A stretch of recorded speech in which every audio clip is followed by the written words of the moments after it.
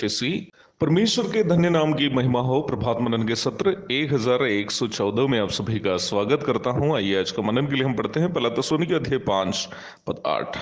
पर हम जो दिन के हैं विश्वास और प्रेम की झिलम पहनकर और उद्धार की आशा का टोप पहनकर सावधान रहे।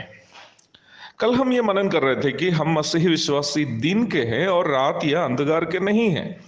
हम ये भी मनन किए थे कि हमें जो दिन के हैं एक पारदर्शिता का जीवन बिताने हैं। वर्तमान संसार शैतान के नियंत्रण में है। एफएसी 2 पद 2। इस प्रस्ताव का यह अर्थ नहीं है कि वर्तमान धरती के ऊपर परमेश्वर का कोई अधिकार नहीं है। इस प्रस्ताव का अर्थ यह है कि वर्तमान संसार के अविश्वासी लोग जो प्रभु का इनकार करते हुए जी रहे हैं वे शैतान के नियंत्रण में। इफिसी 2:2 में यह बात स्पष्ट है। शैतान उनके ऊपर राज कर रहा है जो अब भी आज्ञा न मानने वाले हैं।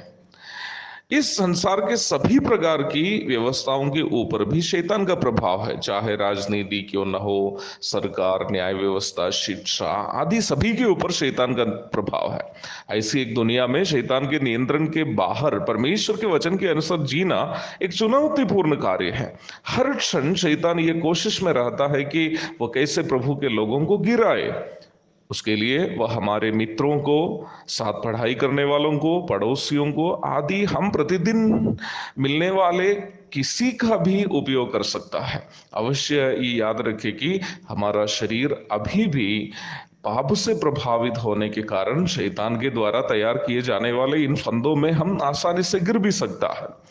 आदि माता हव्वा कोई अपरिचित व्यक्ति के द्वारा फंसाया नहीं गया था, बल्कि रोज मिलने वाला और बात करने वाला किसी के द्वारा ही फंसाया गया था।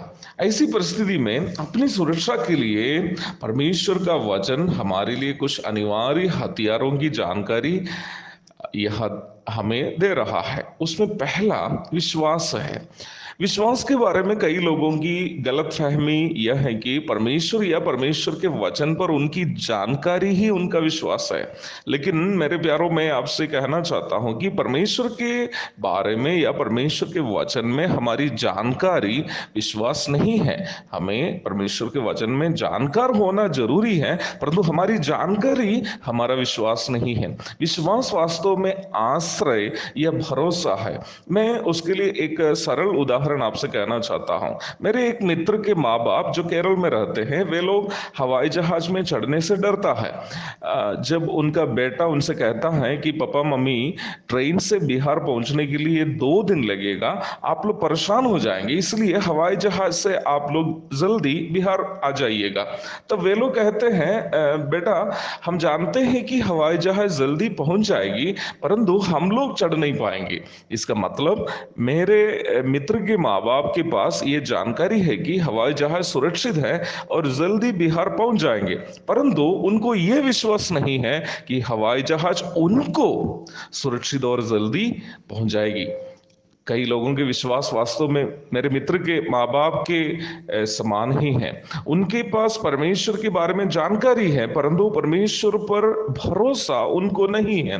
मुझे सुनने वाले प्रिय मसीह भाई बहनों, यदि वर्तमान कपट संसार को आप सफलतम पार करना चाहते हैं तो आपको परमेश्वर पर एक अटल विश्वास की जरूरत है। मेरी परेशानियों को दूर करने के लिए मेरा परमेश्वर काफी है। मेरे दुखों में सांत्वना देने के लिए मेरा परमेश्वर काफी है। एक साधारण जानकारी से आप कभी भी शैतान को हरा नहीं पाएंगे। उसके लिए आपको अय्यूब के समान विश्वास होना जरूरी है। दुखों के अंबार के बीच में भी अय्यूब कहता है, though he slay me I will hope in him. इस पद का अगर सीधे हिंदी में अनुवाद करेंगे वो इस प्रकार होगा, वो यदि मुझे घात भी करे मैं उन पर ही आशा धरूंगा। अय्यूब 13:15। माहौल पूर्ण रूप में हमारे विपरीत में क्यों ना हो, उस समय भी परिस्थिति के विपरीत परमेश्वर पर भरोसा करने की क्षमता हम में होनी चाहिए, जैसे शद्रक, मेशक और अबेदनगो ने किया है। राजा के भट्टे की आग को नजरों के सामने देखते हुए उन तीनों बालकों ने इस प्रकार कहा, हमारा परमेश्वर जिसकी हम उपासना करते हैं वह हमको उस धधकते हुए भट्टे की आग से बचाने की शक्ति रखता है।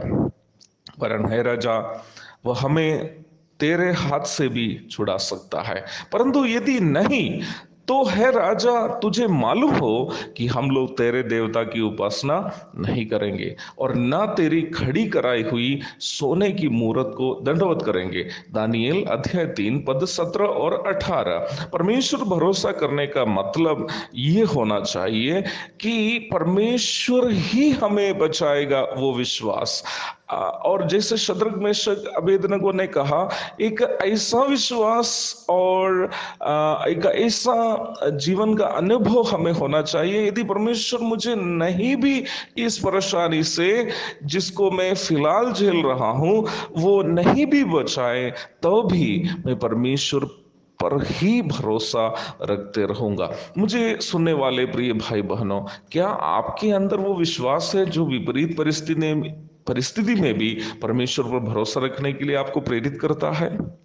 यदि है तो वो विश्वास आपकी पहचान है कि आप दिन के हैं, परमेश्वर के हैं, आप अंधकार के नहीं हैं, शैतान के नहीं हैं। यदि ऐसा विश्वास आप में नहीं है तो प्रार्थना कीजिए प्रभु से कि प्रभु आपका विश्वास को बढ़ाए, ताकि आप कभी शैतान के द्वारा लाए जाने वाले दुख परेशानियों में, फंदों में फंस न पाए। एक और शुभ दिन की धन्य कामनाओं के साथ आज का मनन का मैं यहाँ पूर्ण विराम करता हूँ।